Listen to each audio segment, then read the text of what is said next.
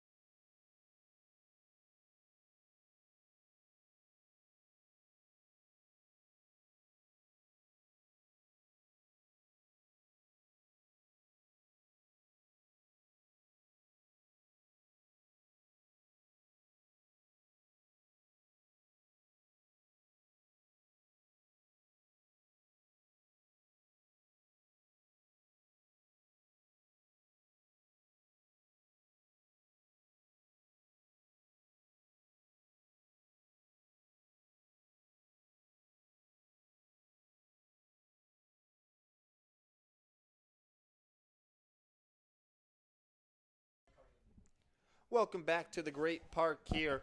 Riptide trailing in this one 6-2. It's still Nathan Huey on the mound. The UCSD junior came into today having allowed 6 runs in 12 innings. It's a 4.5 ERA. But so far tonight, he's basically lived right up to that. 2 runs in 4 innings and a 4.5 ERA this evening. They'll deal with the heart of the Riptide lineup. Evans, Dans, Johnson, 2-3-4 here in the bottom of the 5th. First pitch to Evans, down and away for a ball, so 1-0. 1-4-2 so far today for Jake Evans. He singled and then came around to score back in the 3rd. One of the 2 Riptide runs so far. A 1-0 count here as Huey will stare plateward. Now throws home, and that one does find the strike zone to even the count at 1. So Arroyo Seco's locked into the 3 seed in the CCL South, and So that means that they know that they're going on the road on Tuesday. The question is, where are they going? Are they going here to play the Riptide again, or are they heading up to Conejo to play the Oaks? So that one misses inside to make it a 2-1 count. We'd like to again reiterate our apologies for the technical concerns that we had earlier. Just wasn't quite our night, the same way it's not the Riptide's night, and we're apologizing for that to you guys, and hopefully the rest of this broadcast is smooth sailing. So the 2-1 misses down and away. So a 3-1 count for Jake Evans. Yeah, and Riptide, a lot of work to do, but still plenty of time. We're just in the bottom of the fifth, and we've seen them come back before from deficits like this and 4 runs. They've already had 6 hits, so that hasn't been an issue. They just got to string something together. A 3-1 down and away for ball 4, and Jake Evans works walk number 13 this summer. And a leadoff walk, perhaps exactly what you need if you're the Riptide. Yeah, it took the words right out of my mouth. I think that's exactly what you got to do, and Jake Evans, a guy that runs pretty well. He's got 6 steals on the summer, so he can get something started with his legs, but a leadoff base runner against the guy that's kept you at bay pretty much is a good start in this game trailing. Second walk issued by Huey so far. That'll bring up Carter Dans, who homered yesterday, drove in a couple of runs, scored a pair of runs, so stole a bag in the game. So it was a big day for Dans against this Saints team in that 11-5 Riptide win a night ago. First pitch to Dans here is on the outside half, makes it 0-1. Carter Dans has taken command of the team's home run lead. He's got 4 so far this summer with the Riptide. No one else has more than 2, so really been a power surge of late. He's gone deep 3 times in the last 2 weeks. Fouls this one off here, though, so he's behind 0-2, and that power's sort of come at a cost for Carter Dans. He now leads the team with 30 strikeouts. He had a 4 strikeout game 2 days ago, or 2 games ago. It was 3 days ago with an off day in between, but definitely deciding that he's going to hit for a little bit more power, but also risk whiffing a little bit more. 0-2 count here. He does just that, whiffs here, and strikes out on 3 pitches for out number 1 in the bottom of the 5th. And Carter Dans just did not look all that comfortable in that at-bat, facing the same handedness on the mound, and that's a really good out from Huey after the leadoff walk. A ton of lefties in this game all the way around. Huey and Uper, the 2 starting pitchers, both left-handed. The Riptide have 4 lefties, Dans being the first to appear in the lineup, and the Saints have a ton of lefties. They've got 6 in their lineup, so there's southpaws all over the field here at Great Park. Now Luke Johnson with Evans on first, 1 down. Takes a strike on the outside half of the plate, 0-1. Last time up, LJ flew one to deep center field. Hayworth went all the way back to the edge of the track, chased it down. Did bring home a run on a sac fly there, but it carried a little bit more, might have gotten out of here. Swings and misses to make it a 0-2 count, though. And he's a guy that has just come alive as of late. He's hitting .303 since pretty much the halfway point of the season. He's been a hot bat. He's driven in 22, and a guy that can burn it on the base paths as well. 0-2 on him here. He'll have to battle if he wants to get aboard those base paths. That one's lined to center field. It'll get down. A nice piece of 2-strike hitting. Jake Evans is going to think about going to third, but he'll hang up at second. The Riptide has something cooking here in the bottom of the 5th. Yeah, now you got 2 guys on for the big bat of Reed Montgomery. He leads this team in RBIs with 28. He hit a home run yesterday up in Pasadena against this team. His batting average is up to .330. He had another hit yesterday as well, so a big spot to kind of make this game closer for Montgomery. Yeah, Reed's 2 for 2 today with a pair of singles and an RBI. He's now 15 for his last 30. It's his 6th multi-hit game in the last 8 games played. So he is rolling at the right time here as we're just a game and a half away from postseason baseball for Orange County. A big spot here, though. Spinning off the mound, Huey will look back towards Evans but not throw. We do have some action in the Saints bullpen for the first time tonight. Fortunately, the player warming up is wearing an Arroyo Seco hoodie, so we can't see his jersey number and can't tell you who it is. But there is someone up and throwing in that bullpen for the Saints. So Montgomery 0-0 count. He swings at the first pitch he sees, pops it up to the right side and into that Arroyo Seco, or just over that Arroyo Seco bullpen. So 0-1. Yeah, that swing by Montgomery showed he was trying to do one thing and make this a 6-5 ball game.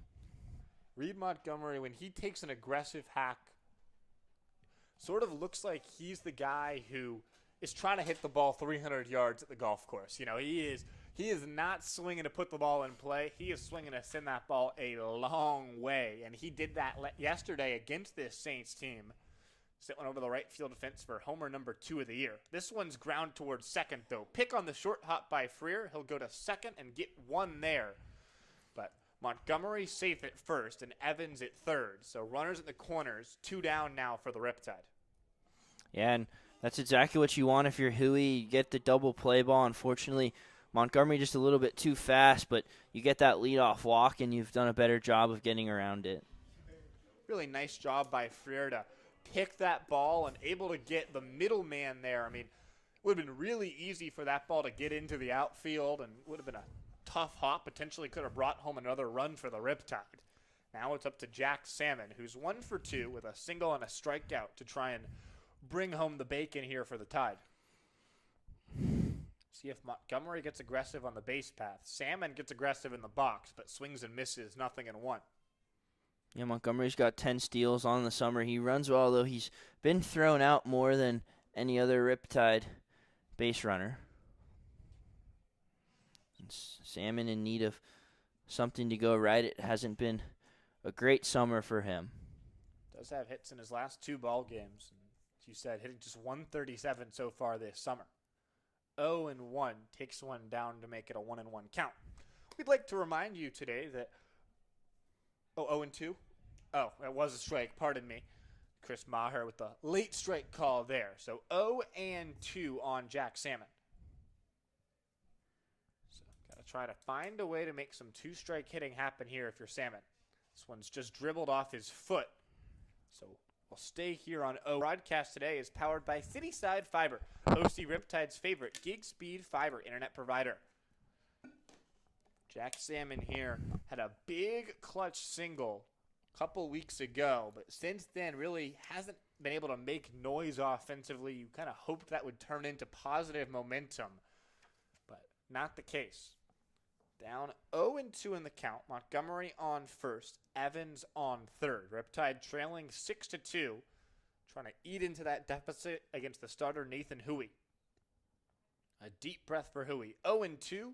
Check swing. They'll look towards third, and he is out. Max Ponce says that Jack Salmon offered, and the Riptide leave 2. It's still 6-2 Arroyo Seco as we move to the 6th.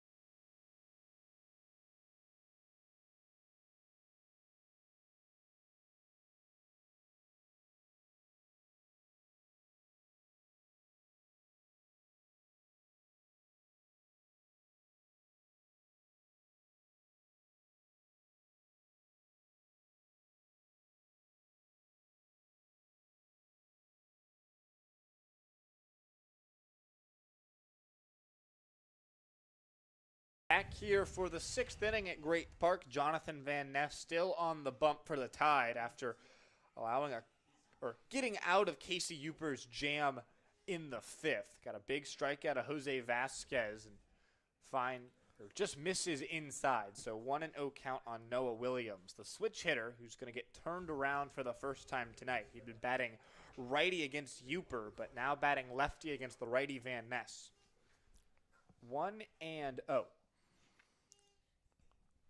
The off-speed finds the outside half, so 1-1. A nice pitch from Van Ness, and that's sort of been his bread and butter all season long, is dropping the off-speed in the zone for strikes. A 1-1 count now here. One up and away, so 2-1 as the fastball misses up and away. Yeah, Van Ness doesn't have velocity that lights up the page, but he gets it done with his off-speed stuff, and hitters have had trouble with him. So 2-1 on Williams. Swings and misses 2-2. And Williams, sort of an interesting case. He was drafted by the Atlanta Braves in the 18th round. He played 92 games in the Braves farm system, peaked up at A-ball, and then elected to go back to college. And now once you've played in the minors, if you want to go back to college, it's the 2-2 is swung on and missed. So Williams strikes out. If you want to go back to college, you have to play for a Division II school. So Williams, who plays for Colorado State Pueblo, does just that. And now he's here this summer with Arroyo Seco. Yeah, drafted out of Redondo Union High School. And as you said, a couple years in Single A and had a pretty good year for CSU Pueblo. Hit .374, hit 11 home runs. So could potentially get back to the minor leagues soon. Van Ness's first pitch to Jacob Freer, the top of this Arroyo Seco lineup, is fouled off Sakar's glove, and it'll be a 0-1 count on Freer. And yeah, you're able to get drafted again by a new team. It's sort of like just choosing to go to college straight out of high school and you get drafted by an MLB team. 0-1 on Freer, and another off-speed just drops in. It's just so pretty. When Van Ness throws that pitch, it just sort of loops into the strike zone. It freezes these Arroyo Seco hitters. Already struck out the first two batters that he's faced. He's ahead 0-2 of Freer right here. Fastball misses down and away. So 1-2. Freer is 1 for 3 today. He singled in a run in the 4th. On a pop out over to Jake Evans, a really nice play. Diving from Evans, was able to get that out in foul ground. The second time that Freer came to the plate. The 1-2's just tapped foul over towards Trotter Enright in the on-deck circle. And he'll look for someone to hand the baseball to. Now he finds the bat boy over by his dugout, and that ball's retrieved safely. And Freer having a pretty good summer, hitting .331. He's driven in 20 guys. He went 1 for 5 yesterday. A 1-2 just misses inside, so 2-2. If you're Van Ness, obviously your team's trailing by 4 runs, but you've just got to try and come in here and keep putting up zeros and do what you can to help out your lineup and give it the best chance to come back in this ballgame. 2-2, swung on and missed. A nice pitch from Van Ness. His 3rd straight strikeout since coming into this ballgame. 2 down now, bases empty for Trotter Enright. Yeah, Van Ness has just looked really good since coming out of the bullpen in relief of Casey Uper, and he does average just above 1 strikeout per inning. He's pitched 15.2, and he's struck out 17, so definitely a part of his game and matching that here 3 in a row. So now a 0-1 count here on Enright after that one finds the strike zone. Just trying to keep putting together good pitches here if you're Van Ness. Doesn't exactly have the highest velocity as the 0-1 misses away to make it 1-1. But he's been able to deal with hitters all summer long, and so far tonight, no problem. Last time we saw Van Ness was 6 days ago against Conejo. Through an inning, did not allow a run in that ballgame. This one skips in, so 2-1 count. Looking over to Conejo, the Blues have won 11-4 today, which means that if the Riptide come back and win this one, the number 1 seed and critically that bye to effectively the semifinals of the CCL is locked up. 2-1, another off speed finds the strike zone, sort of getting those calls consistently now from Chris Maher behind the plate. And if you're Van Ness, no reason to not go back to it. 2-2. Just got a piece in it towards left field, but Salmon's right there, got it played perfectly. A 1-2-3 inning for Jonathan Van Ness. Keeps the Arroyo Seco Saints right at 6. The Riptide still trailing by 4, though. The bats are coming back up for the bottom of the 6th.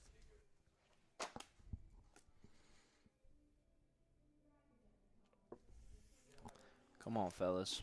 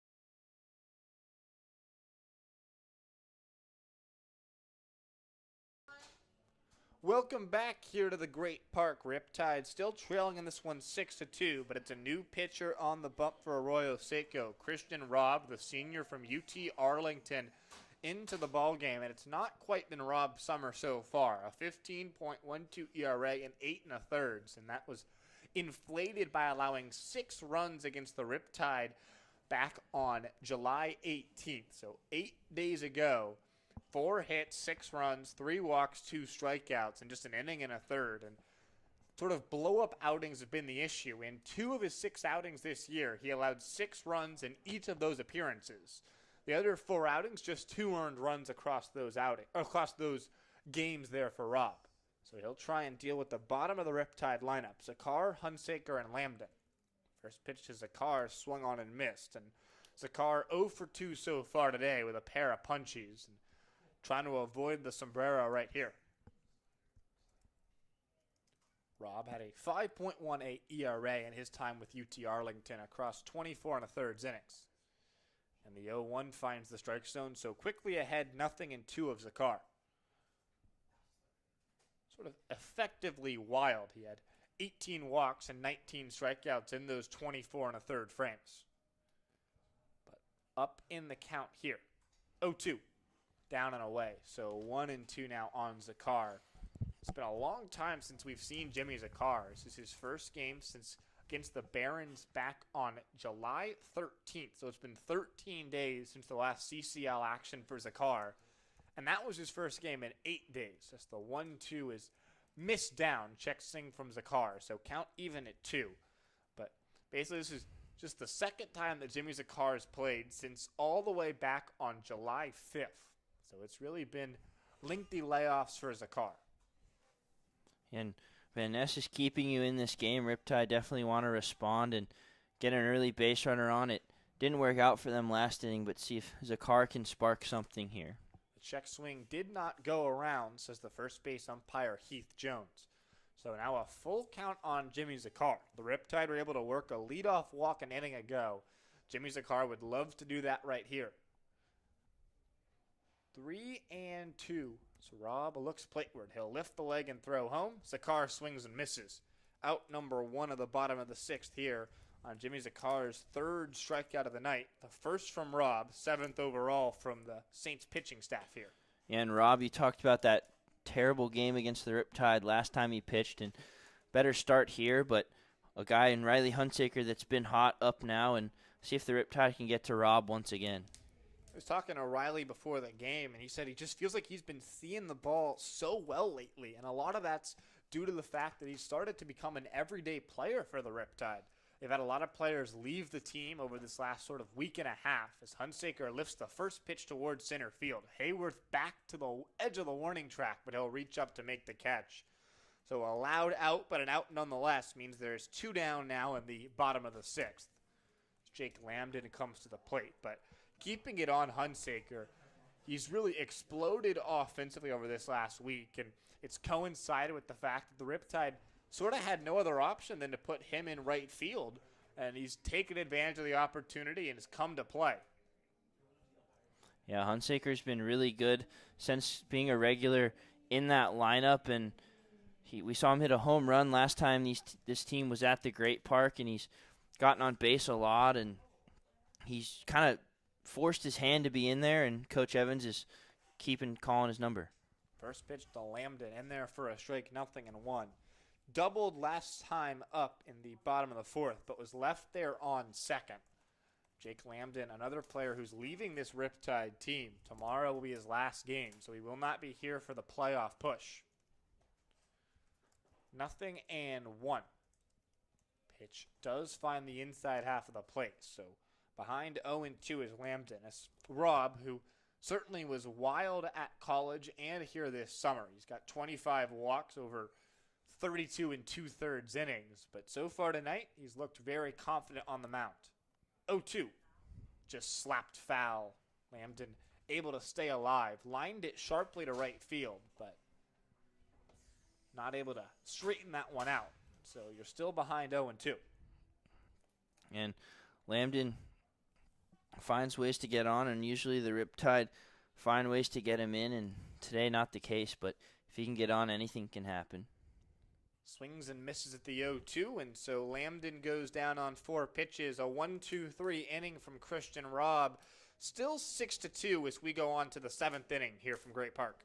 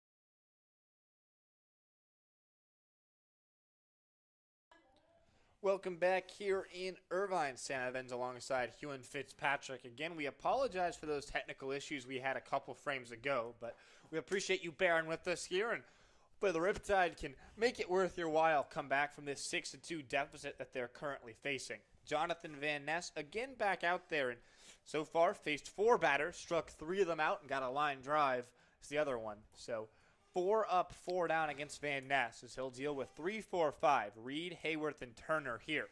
First pitch on towards Reed is in the strike zone. 0-1. It's Jackson Reed, who joined this Arroyo Seco team late in the season, July 9th. But he's been a key part of this team. One misses inside to make it 1-1. And he's been on base all 3 times tonight. Got hit twice by Uper and then hit a double in his last at-bat and came around to score. So a 1-1 count now. Van Ness will throw home, swing and a miss. And again, sort of just daring hitters to find a way to make contact with those off-speed pitches. And so far, there's been pretty much no success. If you weren't with us earlier, you would have missed the fact that the Conejo Oaks, who the Riptide are tied with for that number 1 seed, as Van Ness misses down to make it a 2-2 count, lost against the Blues, who the Riptide play tomorrow. Now what that meant is that the Riptide are guaranteed to be in control of their own destiny after tonight. If the Riptide win here tonight, the 1 seed is locked up, a bye earned, and the Riptide's playoff game will be Wednesday at home. This one sort of dribbled down the left field line. It'll just kick foul, and Evans will pick it up as soon as it gets over the chalk. Would have been a really tough play to try and nab Reed, so instead a 2-2 count. Yeah, but we've seen Jake Evans make some good defensive plays. He ended the game against the Oaks last week on a diving play in a 2-1 ball game in the 9th. Got up, great throw to first, so he's been good since coming back from his injury. But when you look at tomorrow, while the Riptide, at worst case scenario, will enter knowing that they're win and earn the number 1 seed, or if they can get a loss from the Oaks, they'll be the number 1 seed. But looking at who the 2 teams play, perhaps a more difficult task than it seems, as the 2-2 just sort of lifted into center field. Nice piece of hitting there from Reed, who went down and got one off Van Ness for a leadoff single here in the 7th.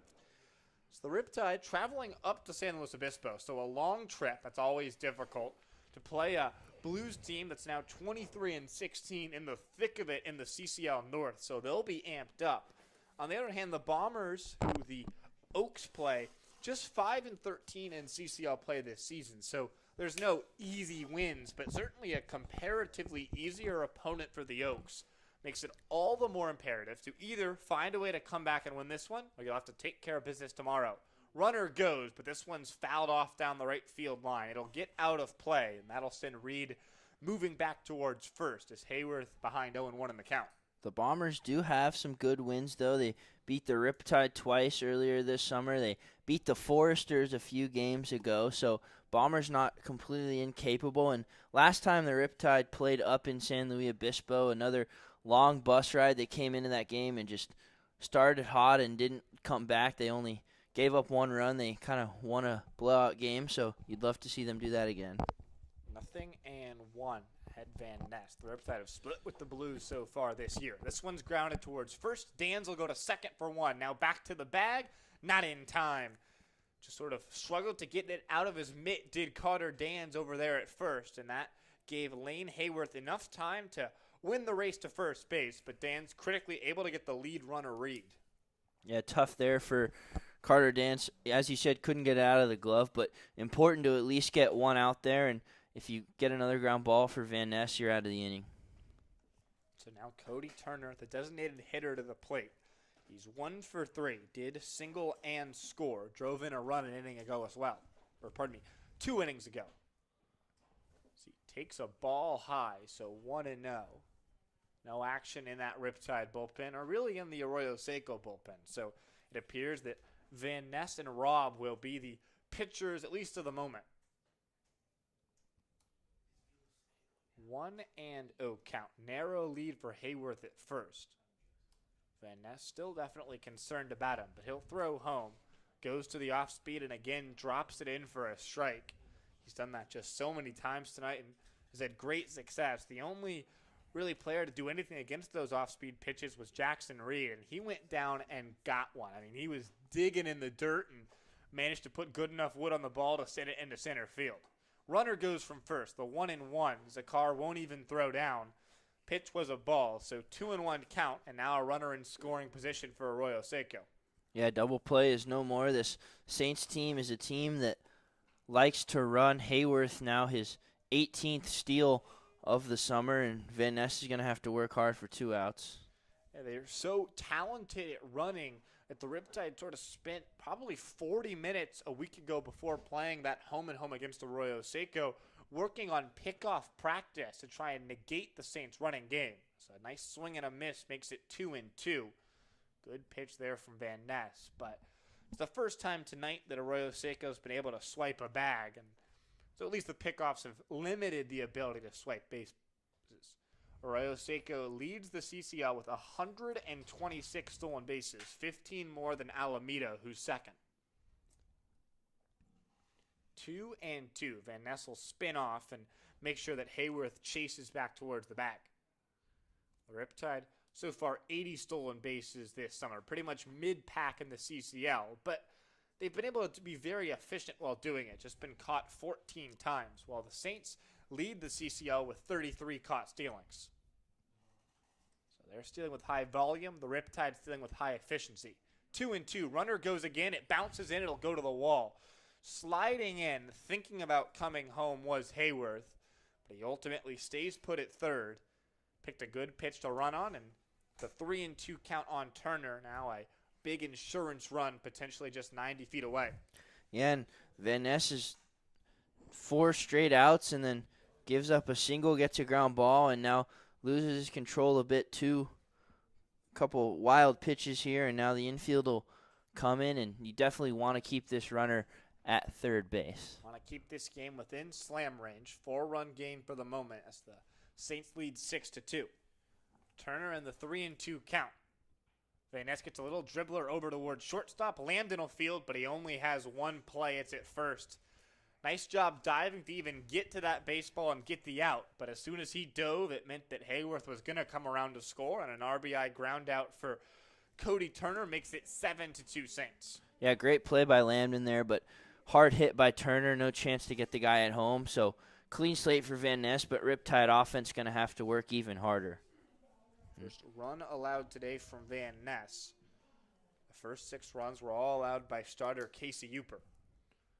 First pitch misses inside to Ryan, who's 0 for 2 today. Does have a walk, but 2 strikeouts as well. All that came against the starter Uper. 1-0. That one finds the strike zone to even the count at 1. Ryan just trying to find a way to get something going here with 2 outs and the base is empty for the Saints. A 1-1 count on him here. That one misses up and in to make it 2-1. You know, certainly the Riptide had just come into this game scorching hot. 13-1 in the last 14. The only loss in extra innings one here at home to these Saints a week ago. So Arroyo Seco, at least at the Great Park, has had the Riptide's number of late. So that one misses down to make it a 3-1 count. And Van Ness has had to deal with some adversity here, and no one in the bullpen for the Riptide, so he's getting the ball here and definitely wants to get out of this inning. 3-1. Sort of yanked the off-speed there, and Ryan works the 2-out walk to try and keep this 7th inning going here for the Saints. And not a good guy to get on base. Ryan hitting just 185, strikes out a ton, and now you bring up an all-star for this Saints team. And he's 12 for 14 on stolen bases. We talked about the rate and success at which Arroyo Seco is able to swipe bags, and Ryan's a huge part of it. See if he's off to the races here. The lefty Uper had a easier time controlling that running game because he's able to stare right at the runner on first, but Van Ness has his back to him. Extends the lead, but stays put.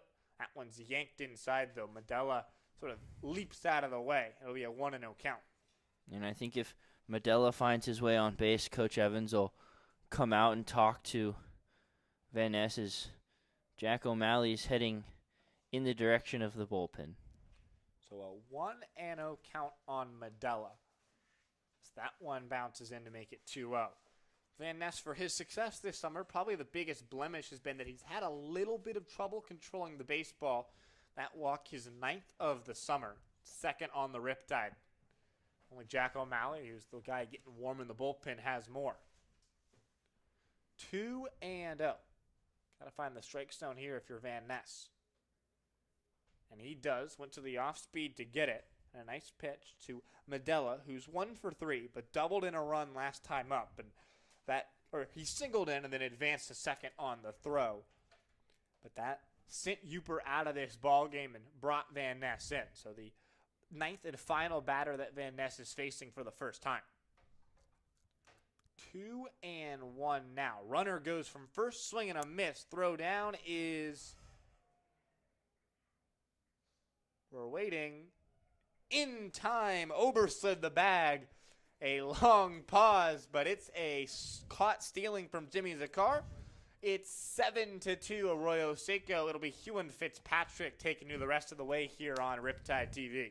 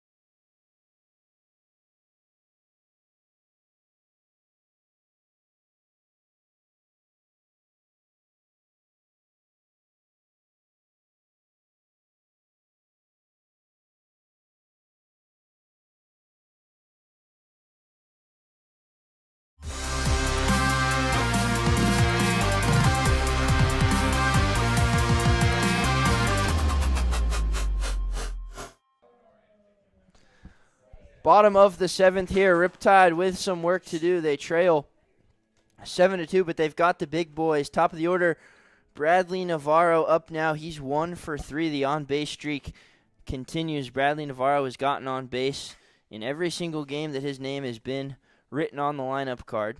He'd love to get something started here for the middle of this order. And he swings at the first pitch, crushed into center, but it's going to hang up and be caught by Lane Hayworth for out number 1. Kind of a tough break there for Navarro. Hit it on the screws, but Hayworth had him played perfectly and able to make the catch running backwards. Just a reminder, our broadcast today is powered by Cityside Fiber, OC Riptide's favorite gig speed fiber internet provider. That'll bring up Jake Evans. He's been on base twice, a single and a walk, and you'd love for him to lead off an inning or get on base with 1 out and spark something for the middle of the lineup.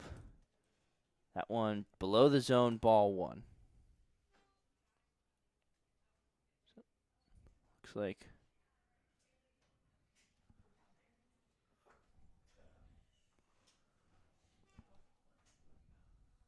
so 2-0 to Jake Evans. That one upstairs. So it looks like Joey Estrada getting loose for the Saints. Jack O'Malley getting loose for the Riptide. So potentially day done for Van Ness.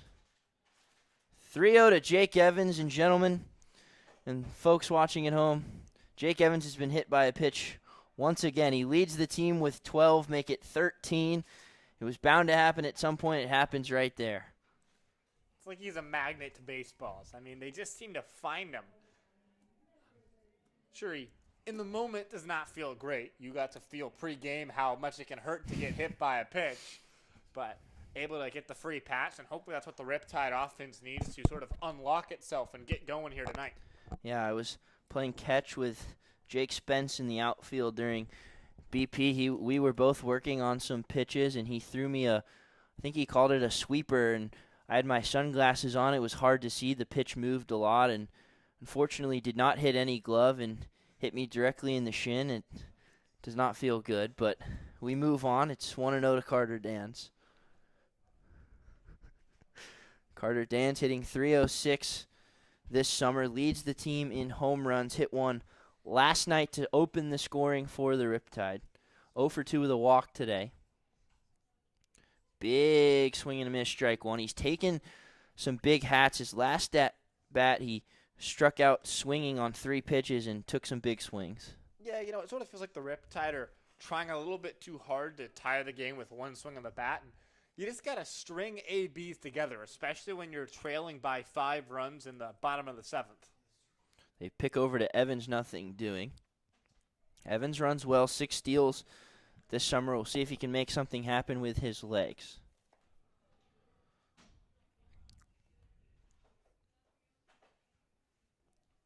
Your Dans, you'd love to just keep this line moving.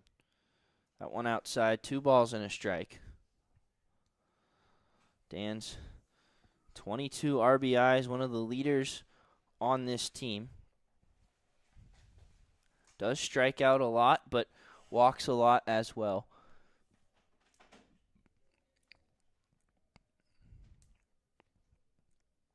And this one fouled back, so 2 balls and 2 strikes. Haven't seen the Riptide utilize their legs yet. They do have 7 hits. The Saints have 9, but Riptide just haven't been able to string much together except for that 3rd inning when they scored 2. 7 runners in between the 2nd and 5th innings, but just not able to convert as much as And needed. this one grounded to second. Going to be a tough double play. They get Evans at second, but Dans will be safe at first. And Freer made a really good play. I thought he might just go to first there, but able to get Jake Evans and get the lead runner for 2 outs. Had a couple of nice plays. Had one against Reed Montgomery where he sort of picked one off the short hop and was able to get Luke Johnson coming to the plate right now and just able to steal him at second base. And second time today that he's been able to nab a lead runner for Arroyo Seco. So Dan's at first. He's got 3 steals. Johnson up now, hitting .303, driven in 22. He got a hit yesterday, and he has a hit today and driven in a run on a sac fly. 1-0. Johnson out of Cornell, but locally from Orange County, went to Santa Margarita High School. He won the Division I CIF Regional Championship with Santa Margarita. And he lines this one into right field. It's going to get down in front of Williams for a base hit. His second hit of the day. Dans goes to second. So Riptide have been good hitting with 2 outs this summer, and the guy they want up has a chance to do something. You'd love if Reed Montgomery leads this team in RBIs. He already added one more earlier tonight. If he can come up here and just try and find a gap, if you can just keep cutting into this lead, you're down 5. If you can get 1 or 2 back here, you're on pace. Montgomery on base all 3 times tonight. He's 2 for 3 with a single or 2 singles, drove in a run. He's up to 29 RBIs now.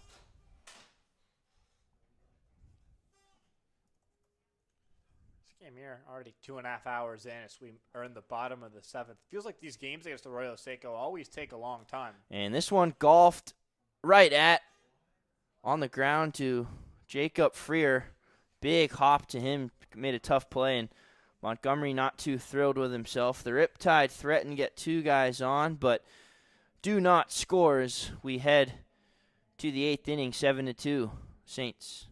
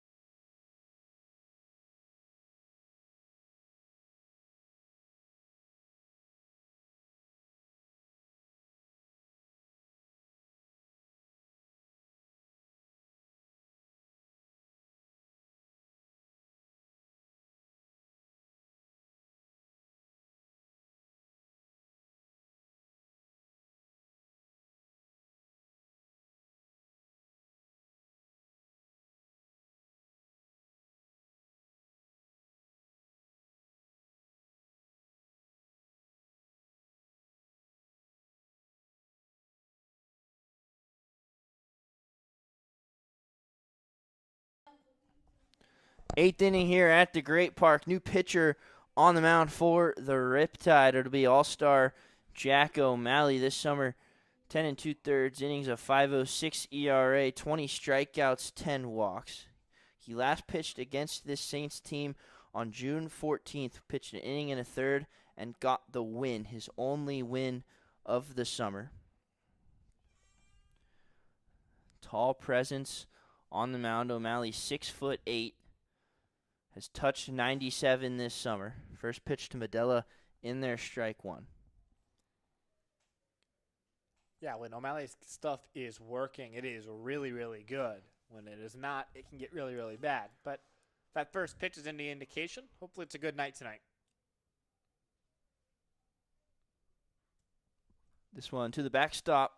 1-1 to Medela. He was 1 for 3, drove in a run on a single in the 5th. He was 1 for 4 yesterday. So All-Star against All-Star here. Medela hitting .276.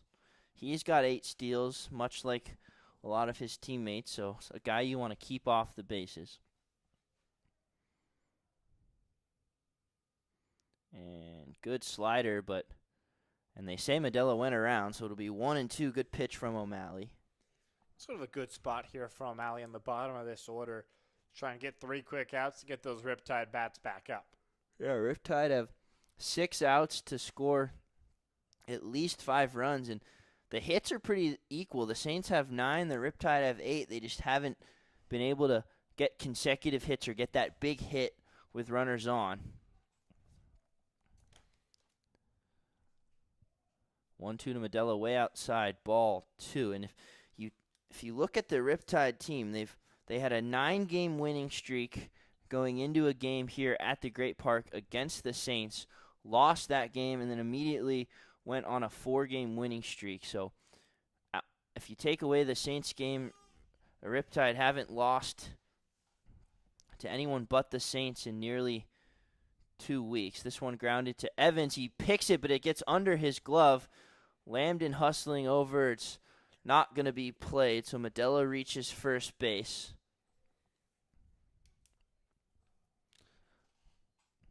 It's probably a hit for Medela. So, second hit of the day in as many at-bats for Medela. A fast guy leads off the inning. Tough play by Evans, but that'll bring up Jose Vasquez, who was a trade deadline acquisition by the Saints from the Oaks, as he fouls this one away for strike one. Not really a trade deadline or much trading at all in the CCL, but Vasquez started the year with the Oaks, now on the Saints. Has a run scored and a hit today. The Riptide have had a trade as well this summer. We saw catcher Mitchell Birdsall on the roster early, and this one grounded up the middle of the Lambden, tosses to second for one, on to first, and a big double play for Jack O'Malley to send the leadoff runner home. And Lambden, a nice play. Vasquez, a catcher, doesn't run all that well. A really good turn from the middle. Yeah, that was pretty easy math right there. 6 + 4 + 3 equals 2. Smooth all the way around. Lambden's as sure-handed as they come over there at shortstop, and underhand flip to Johnson, made the easy spin turn, and nice job by Cutter. Dan's on the back end too. Going back to that trade, quote-unquote, by the Riptide, Mitchell Birdsall was on the roster for the first half of the summer, and now he's tearing it up really in the northern division of the CCL up in the Bay Area. Plays for the Menlo Park Legends, had a walk-off home run with that Legends team. So we wish Mitchell Birdsall all the best up back at home for him. He's from San Jose. So 2-0 now to Noah Williams, who's having a good summer, hitting .297. He's just now 2 for 7 against the Riptide this summer. And taking all the way that one in the dirt, it's 3-0. So a double play for O'Malley. Now can't find the zone. Is Nieto starting to warm up for the Riptide. Not off the mound yet. Some action for the Saints as well. Still Joey Estrada. I can allude with Nieto coming into this game. There's been a prank in the works for about a week now, as the rest of the Riptide bullpen has conspired to change Dylan Nieto's walkout song. As that one misses on the inside corner, so a 4-pitch walk to Williams, who has 13 steals, and now the lineup flips over. So it's going to be a different walk-up song than normal that plays for Nieto. And so they've been sort of waiting on the edge of the seat for Nieto to come into a ball game. He's been available to pitch. He's been listed as hot by Coach Evans, but hasn't come into any of the last 3 games. So potentially with him warming here in the ninth, something, sort of a payoff to the prank coming here from the Riptide bullpen. And it really wouldn't be a baseball season if we didn't have a successful prank. That one outside to Freer, so 5 straight balls from O'Malley. And we were talking in the outfield about it with the pitchers who changed it. Nieto himself suggested a change to his song. He told him that he was thinking about what to change it to, and they're like, did you change it? Did you change it? He's like, oh, I'm not sure. So they took the liberty of doing it for him and had us inform the people in charge of walk-up songs what the song would be changed to, and hopefully we hear it pretty soon. As O'Malley finds the strike zone, it's 1-1. We can share it. It's Girls by the Beastie Boys. You know, great band from the 90s, and Dylan Nieto's got one coming. So 1-1 to Freer. And check swing, but it'll be called a strike on the pitch. It's 1-2. Trey Telfer is sort of the mastermind behind the prank right there. And I know he's excited, as well as the rest of that Riptide bullpen. And even in a 40-game summer season, you sort of need to have some fun to entertain yourself. A game like this, trailing by 5 runs in the top of the 8th, they can sort of drag a little bit. Long hold from O'Malley. There goes Williams inside Zakara. Bullet down to second, but it's not going to be in time. Williams gets his 14th steal of the summer. But we've seen some good throws from Jimmy Zakara today, who hasn't been in there in a while. Got Jax Ryan to end the inning an inning ago, but that time really had no chance. Williams is speedy. He runs well and got a great jump on O'Malley. If you're Jack on the mound, you just sort of got to try and lock down and focus on Freer here. You're already just a strike away, and Freer struck out twice already tonight. You'd love to make it 3 right here and get the Riptide offense back up to the plate. Freer has driven in a run today, and this one chopped weakly to third. Evans, it's going to be a tough play. Charging in, and the throw is high. Dans can't get the tag, so Freer is safe, and that's really been an issue for Jake Evans since coming back from injury. He's been at third in every game, and he's made some good defensive plays, but the high throws have been an issue. He's been bailed out by Carter Dans a couple of times, jumping up and getting the tag down. This time, not successful, and Freer will reach on the air. That's a really tough one. That's a harsh error on Jake Evans, man. He is charging in from deep third, throwing on the run. Great job by Carter Dans to stretch and keep that ball in the infield. But that is a tough play to make right there for Jake Evans. So Freer to first. He runs well himself. Enright looks at one that appeared to be on the inside corner, but called a ball. Enright has a little bit of dominance against the Riptide. He's came into the game 7 for 19 now. Added a hit to that. And taking all the way 2-0 to him now. Although that 7 for 19 is a little less as he went hitless yesterday, but does have some ownage. Teammates with Reed Montgomery at Long Beach State. They had a chat at second base last night. 2-0.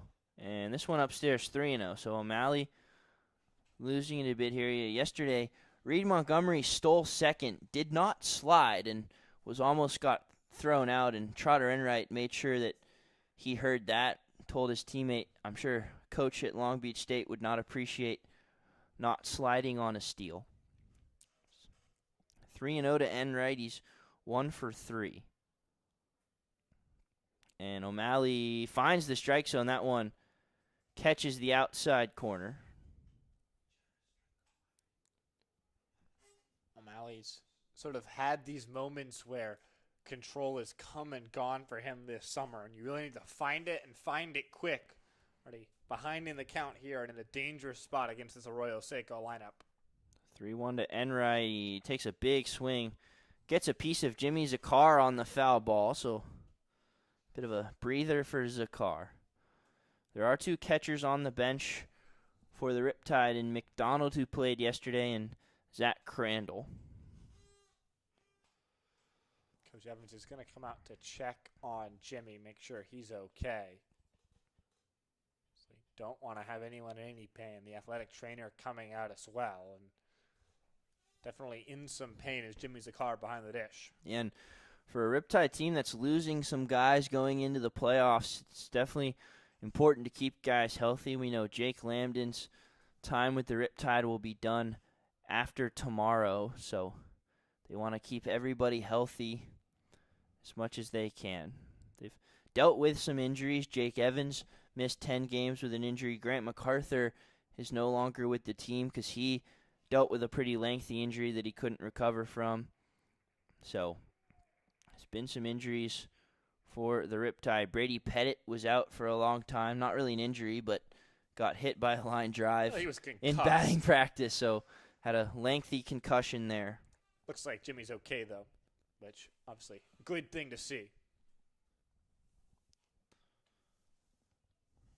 And this one grounded to Evans. He'll get redemption throws to first. This one also high, but playable for Carter Dans, and O'Malley has some trouble but works around it.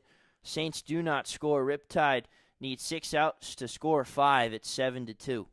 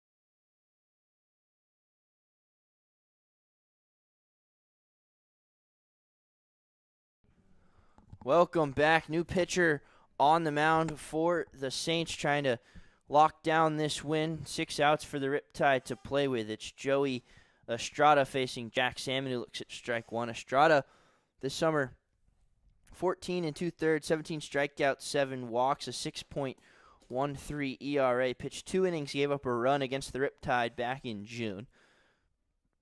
Salmon looks at ball one. It's 1 ball and 1 strike. Salmon is 1 for 3, couple of strikeouts, but singled in his first at bat. That one is called a strike despite bouncing out of Vasquez's glove. It's 1-2. Salmon hasn't been a summer to remember for him, hitting just 137. Has had hits in back-to-back games, though. Would love to get a rally started here. And he'll go down swinging, his 26th of the summer. So it'll have to get started with Jimmy Zakar. Riptide, just 5 outs to score 5. 9 strikeouts from Saints pitching so far. And all but one of them coming from the bottom 4 in the Riptide lineup. 3 from Salmon, 3 from Zakar, and a strikeout each from Hunsaker and Lambden. So this Arroyo Seco team has really feasted on the bottom of this Riptide order. Just 2 hits, a single from Salmon and a double from Lambden, all that this part of the lineup has produced. Estrada sails it to the backstop. You said Jimmy Zakar, those 3 of those strikeouts, and I'm sure he'd love to get on for Hunsaker.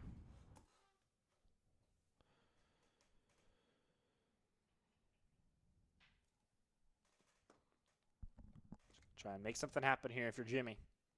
And swings it, misses at ball, too. That one well off the plate. And it's been a while for Jimmy Zakar. He hasn't played in almost 10 days. He hasn't seen live pitching in a while. He had a hot bat, and then Zach Crandall was in the lineup for a while. This one in the dirt, ball 1, 2. So it's 2 balls and a strike. Yeah, and that swing on the ball that was well away, perhaps trying a little bit too hard to make something happen there if you're Jimmy Zakar. So 2-1, and he flares this one into left field. Is it going to get down? No, it's caught by Jackson Reed. So 2 quick outs for Estrada. Nice little line drive from Jimmy Zakar. Put a good swing on that, but fortunately does not drop in. So Now 4 outs to work with. Hunsaker going to have to start something. He's been hot, but he's 0 for 3 today. Hunsaker out of Cal Baptist went 1 for 5 yesterday, but struck out 3 times as he looks at strike 1. Hunsaker's on a 5-game hit streak as well as a 9-game on-base streak. Both of those on the line right here, right now. 0-1. And that's off the outside. 1 ball and 1 strike. We were talking about the prank of the changing of Nieto's walkout song, but it looks like O'Malley's going to go out for the 9th. So unless the Riptide tie up this game, we'll have to wait for Nieto. And that one was fouled off by Hunsaker on a bit of an awkward swing. It's 1-2. Fortunately, sometimes the best laid plans can come undone. Obviously, can't go to Coach Evans and ask someone that's going to put a pitcher in just for a prank. And that one's called strike 3. Hunsaker, not a fan, but he'll head back to the dugout. A very quick inning from Joey Estrada, and O'Malley's coming back out looking to keep this game right where it is and give the Riptide a chance in the 9th, which is where we will head. But first, a word from our friends Going Gone to Cityside Fiber. It's your turn to get connected with Cityside Fiber, OC Riptide's favorite gig speed fiber internet provider. Whether you're streaming, gaming, or working from home, Cityside Fiber knocks it out of the park. Step up to the plate and get connected today at citysidefiber.com.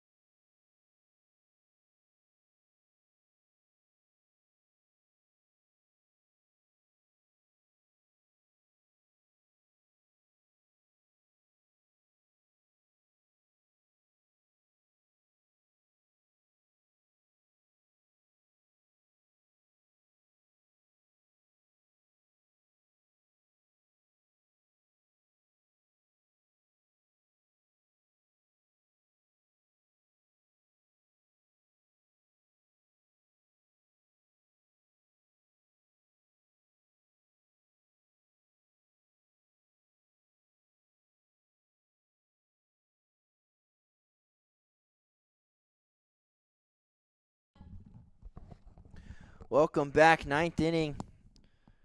We will not get the Dylan Nieto prank just yet. Jack O'Malley back out there for the 9th, looking to keep this right where it is, but he's got to face the heart of this lineup: Jackson Reed, Lane Hayworth, Cody Turner. First pitch to Reed, right in there on the corner, strike 1. Reed is 2 for 2. He's been on base 4 times, a couple of hit by pitches, one that drove in a run, a double he scored a run, and then a single his last time up. Loves hitting against the Riptide. Big swing and a miss there, strike 2.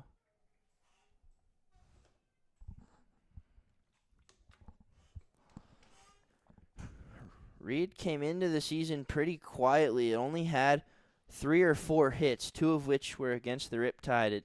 Now he's turned it on a bit as of late. Definitely a piece for the Saints heading into the playoffs. Check swing on a pitch upstairs, no go. So it'll be 1-2. And the Saints locked into that 3rd seed, but they're definitely in the playoffs. Now it's a battle between the Riptide and the Oaks. But Oaks lost today up in San Luis Obispo. If this result holds nothing will change. The Riptide will still be in first place. They hold the tiebreaker over the Oaks. And that one bounces in. So 2-2 to Jackson Reed. But if the Riptide were to win tomorrow and the Oaks were to win, or if the Oaks were to lose, they would clinch the 1 seed. But if the Riptide were to lose and the Oaks were to win, the Oaks would get the 1 seed. Yeah, pretty simple for the Riptide tomorrow. You got to take care of business. The Oaks draw a favorable matchup against a 5-13 Bombers team. This one fouled back 2-2 again. So you really sort of have to say that we're going to take matters into our own hands. And you got to find a way to get a W. Getting that bye is so huge, especially here in the CCL, where the first 2 rounds of the playoffs are both one game, win or go home. And as we saw tonight, it doesn't matter who you're playing. Anything can happen. Do not want to have your season go on the line if you don't have to. Yeah, the Riptide have lost to every single team at least once in the CCL. That one on the outside corner called strike 3. Jack O'Malley gets his first strikeout of the night. But the Riptide have lost to every single team at least once in the CCL. They've blown out the Oaks in almost all of their wins, but one of their wins was a 2-1 game, and their one loss to the Oaks was a 7-6 heartbreaker in extra innings. They've blown out the Saints 20-8, 11-5, and they've also lost to the Saints a couple of times. So anything is possible in the CCL, and Riptide have been hot, but the Saints have stopped them twice amongst 2 winning streaks, although this one not quite over. That one fouled off for strike 1 by Lane Hayworth.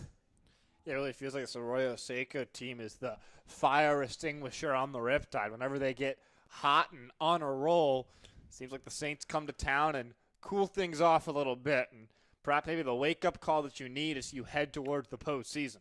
Yeah, Riptide 13-1 in their last 14 games. That one loss to this Saints team at home a week and a half ago, and about to be 13-2 in their last 15, both falling to the Saints. But we were kind of talking about it pregame, and it's always you want to go into the playoffs as hot as possible, but when you haven't faced a loss in a while, it might be good to kind of get rocked a little bit and say, hey, we've kind of got to lock in a bit for the playoffs. So it could be something that lights a fire for the Riptide heading into tomorrow and the playoffs next week. And this one is smashed into right field, but it's going to hang up for Hunsaker. 2 outs here in the 9th. Yeah, the Riptide, they lost to this Saints team exactly a week ago. They were coming into 3 games against the Oaks, and they knew they were 3 games back of the Oaks in the standings. So they had to sweep Conejo. They had to go in there and win 3 in a row.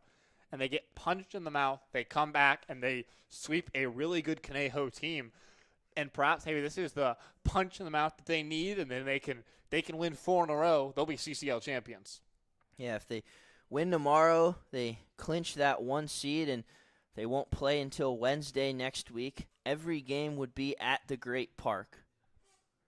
First pitch to Turner is fouled straight back, because if you're the 1 seed, you get to host a playoff game. So the Riptide would host that playoff game on Wednesday if they get the 1 seed. If they're the 2 seed, they would have to win away on Tuesday and then at home on Tuesday and then away on Wednesday. So it'd be home on Tuesday, so they're guaranteed a home playoff game. Then they'd go away on Wednesday. But the championship series, regardless of who's playing in it, is at the Great Park. That one misses to Cody Turner. So if the Riptide can get that 1 seed, potentially every single playoff game here in Irvine, which is a huge advantage. Yeah, not having to travel, especially potentially when you get to, you're facing off a team like the Oaks who are couple hours away, or even a team from the North Division who could be in between 5 or 10 hours away. Turner pops this one up foul and out of play, 1-2. You talk about it, the Blues used to be in the South. Last year was their first year in the Northern Division. They're technically the closest North team, and they're still 5 or 6 hours away from here. There's teams in Sonoma and Alameda, San Francisco. So if you see one of those teams and they have to come all the way down here, it feels like an advantage for the Riptide. It's It's 4.5 hours to slow, according to Google Maps. So I'd like to not be on a 6-hour bus ride tomorrow. That one outside to Turner, it's 2-2.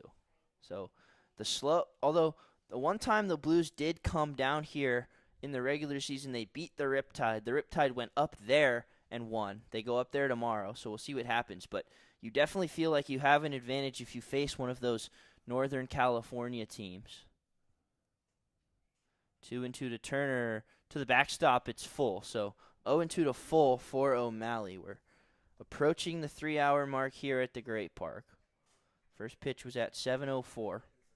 Will be a quick turnaround time for the Riptide. The bus to San Luis Obispo leaves at 7:30 in the morning, so not a lot of time to get some sleep, and then you got to get back in your car, get back on the road, and try and find a way to go get a big W.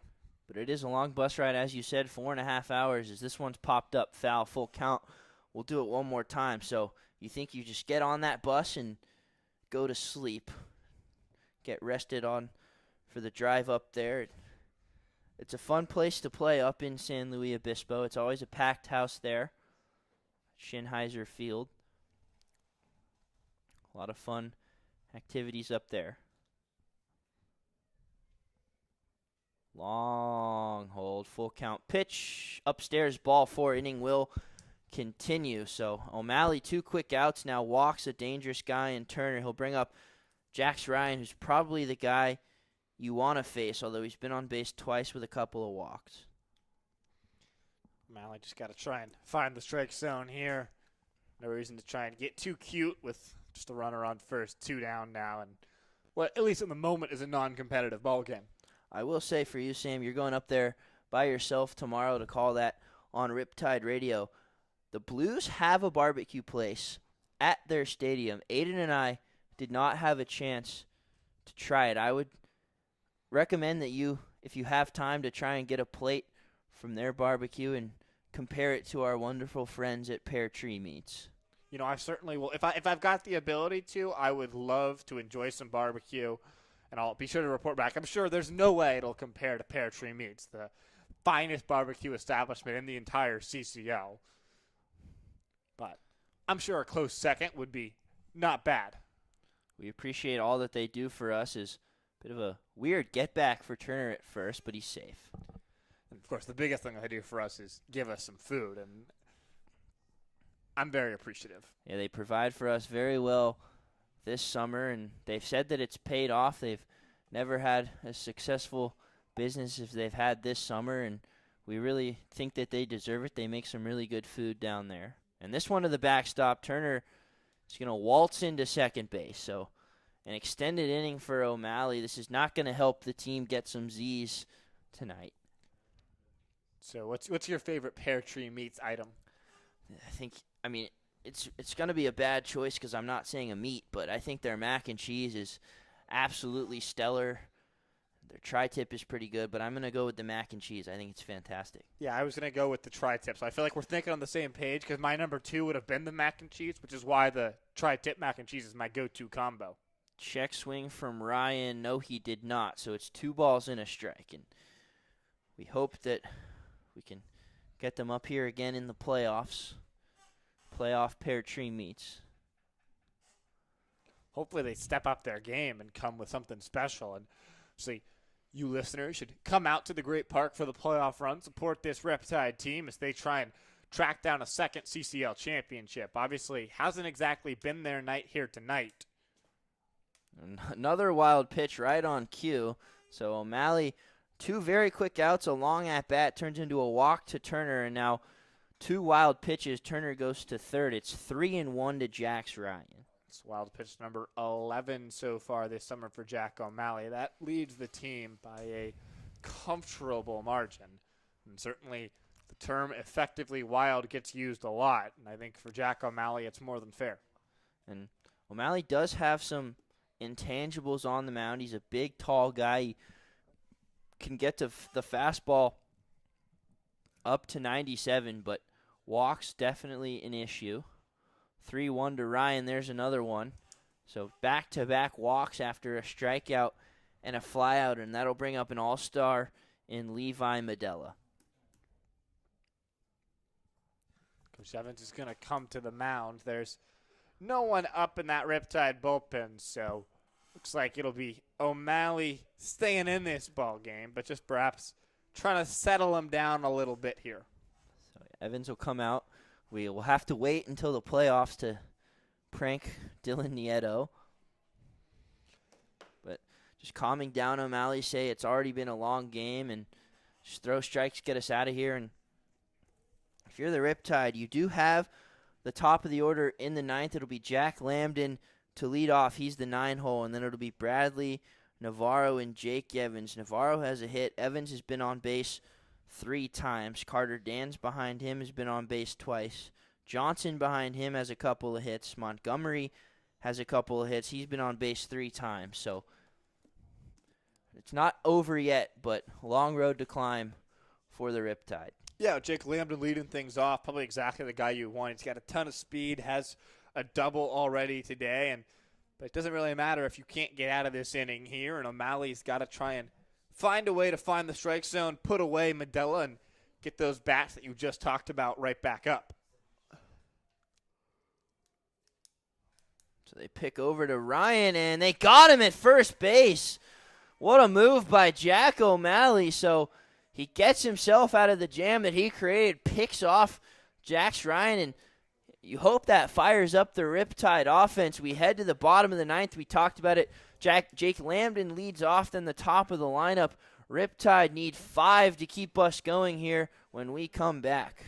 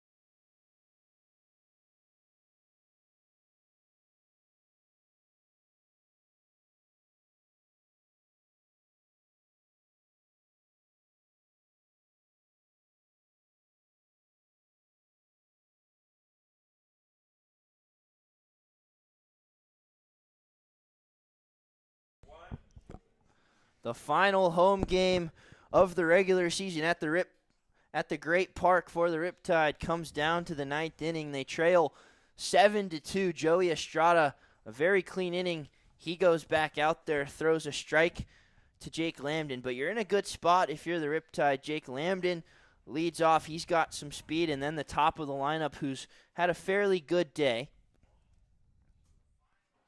This one to the backstop.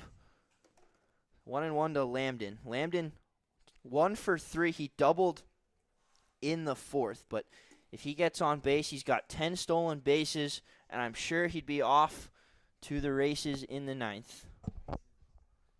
Navarro on deck. And this one grounded to second. Freer up with it to first, so a big first out for Joey Estrada. You retire a fast runner. Navarro up now. Estrada, a 1-2-3 inning in the 8th. So now Riptide just 2 outs to score 5. If not, the game against Slow tomorrow will have a lot of implications. If the Riptide win, they clinch that 1 seed. If the Riptide lose and the Oaks win, then the Riptide fall to the 2 seed. So certainly do or die for the Riptide tomorrow, unless something incredible happens here in the bottom of the 9th. Crazier things have happened. Navarro swings and misses at the first pitch. The Riptide earlier in the season were down 5 to the Santa Barbara Foresters in the 9th inning, the best team in the league. They came back to tie that game before losing in the bottom half of the 9th, but it has been done before. Against this Saints team, the Riptide were up 4-0 in the first meeting between these two at home here at the Great Park.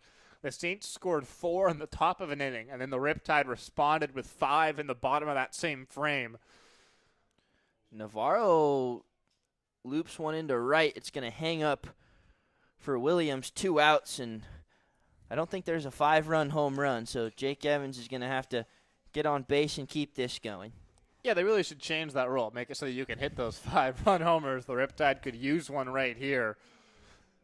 Fortunately, just got to string together ABs, and I mean, it's just an uphill battle to climb. And the Riptide haven't done enough offensively today. You left a lot of runners, left multiple runners on in 4 different innings. Weren't able to work the free passes like they normally are. Only 2 walks issued by Arroyo Seco pitching. And credit to the Saints who've come to play. And if the Riptide draw them in the playoffs, either as the 2 or the 3 seed, going to be a really tough matchup. Yeah, Saints haven't had a year that they would want, but still made the playoffs and always a dangerous team. It's 2-0 to Evans. Could see the Savannah Bananas add the 5-run home run potentially. Do they have home runs at Banana Bowl? They must, as this one's grounded to short. This should be it. Low throw, but scooped over by Medella, and that does it here at the Great Park. So Jake Evans goes down. It's a 1-2-3 inning. Riptide lose 7-2, and it's not over yet, folks. The game tomorrow up in San Luis Obispo has a lot of implications. We'll go over it again. If the Riptide win, it's over. The 1 seed is theirs. If the Riptide lose and the Oaks win, it's a 1 seed for the Oaks. If the Riptide lose but the Oaks lose, nothing changes. Riptide still the 1 seed. A disappointing loss. They go down 7-2. What was the difference tonight, Sam? Just didn't make enough plays offensively. Only 2 runs scored. The offense was quiet, couldn't string together hits, and it's a frustrating loss. Hopefully the Riptide bats wake up on that long bus trip and come to play up against the Blues. So a very important game tomorrow, 4.5 hours away. Sam Evans will be there by his lonesome on Riptide Radio. You can check us out, OC Riptide, on Mixler. The end of the regular season tomorrow. We'll be back here hopefully Wednesday for the first playoff game at the Great Park, but you can listen to Sam Evans tomorrow for the final regular season game. The Riptide trying to get that 1 seed, but for Hewan Fitzpatrick and Sam Evans, for the final time from the Great Park in the regular season, we bid you farewell.